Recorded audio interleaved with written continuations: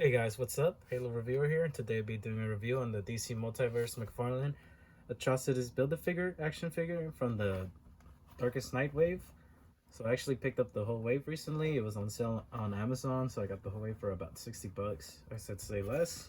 And you know what? I did not regret hitting that buy button because this is probably the best Build-A-Figure we've gotten from McFarlane. And it's not even close. I mean, maybe I'd say the Joker bot is pretty cool, but some of the Builder figures I would say are kind of lacking, and maybe specifically at the King Frost Build Away figure, I thought that was kind of like a bad one, and maybe the Dark Father one. But this guy right here, whoo, this is probably the best guy we've gotten so far. I've owned all the Builder figures except for the Solomon Grundy one.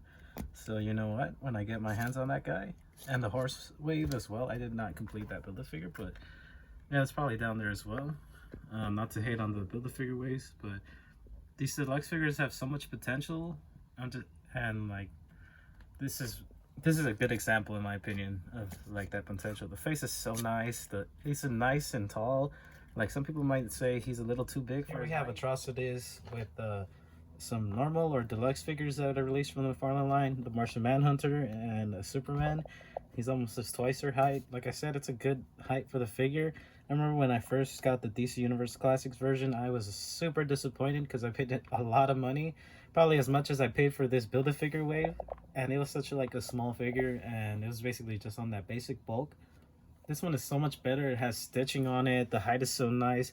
The face sculpt is beautiful. Like, ah, man, I wish I had that old one to compare it, but I don't, because I sold it off a long time ago. This figure, though, man, so you can still find the wave on sale, guys. So I would go on Amazon and get that bad boy, or Target. Target has it on sales too, but Amazon is gonna hook you up even more.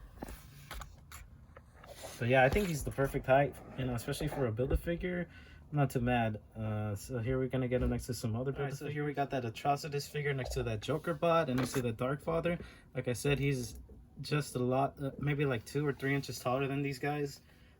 Towering over them. It looks like he's towering over them. I think the only other Build-A-Figure that's as big as this guy is the King Shark one, which I don't have with me to show you, but yeah, every other Build-A-Figure is probably around these two guys' height. Like I said, hopefully we get like a dark side in this height. Like I said, I'm probably gonna do a little size comparison with the Justice League dark side just to show you the height. And here we got a little size comparison with Atrocitus next to the Justice League, Zack Snyder Justice League action figure. And this is the closest thing we're gonna get to a Darkseid next to Atrocitus. At least for now. I'm hoping that we get a new Darkseid, a more comic accurate version that's a lot bigger, because I don't like this size. Atrocitus should not be like this compared to Darkseid, but what do you guys think? Let me know. Alright, so here we got a little close-up, but we're going to get into the articulation, the favorite part of everyone's video. Like I said, I'm just so impressed with this Build-A-Figure wave. I actually like the whole wave as well. The Darkest Night, that was around the times when I got into comics, around 2006, 7.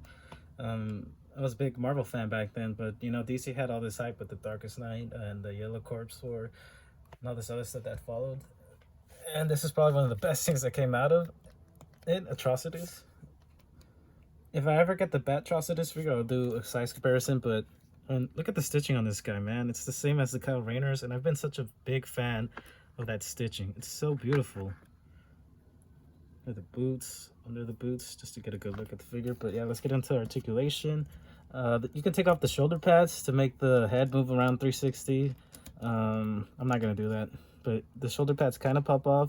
Like I said, this is probably the best Build-A-Figure, just because a couple of the other ones are kind of hard, like with the pieces, especially with the King Frost. It's kind of hard to connect the pieces and have them stay on, especially at the legs. Those are very annoying. And some people had some issues with the Last Night on Earth Bane.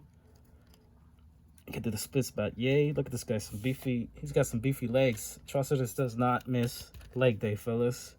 Double hinge at the knees. Hinged at the ankles. Go up and down. Toe articulation. Articulation at the ab. Upper waist. Upper torso, I mean. He's got the middle ab articulation. That's kind of hard, but it's there, so you can get it moving into different parts if you want. Hand can move around like that. Like I said, the shoulder can pop off like that, but you can glue it on if you'd like to. I'm not gonna do that. Head looks up about that much, looks down about that much, looks better down than up. And the hands, yeah, the hands move freely, 360. They go up and down. Double hinged elbows. And that's it for the articulation. Very amazing, like I said. One of the best Build-A-Figures we've gotten from McFarlane. Hopefully we get to see this more. I'm trying to get my hands on that Solomon Grundy wave to see where that lands. A lot of people said it was a disappointment because of the height, but I want to be the judge of that. But yeah, let me know how you feel about this figure. Like I said, if you go on Amazon, guys, you can get them for cheap still. And yeah, have a good one. And check out my other videos. And be prepared for that Starro review later this week. Have a good one.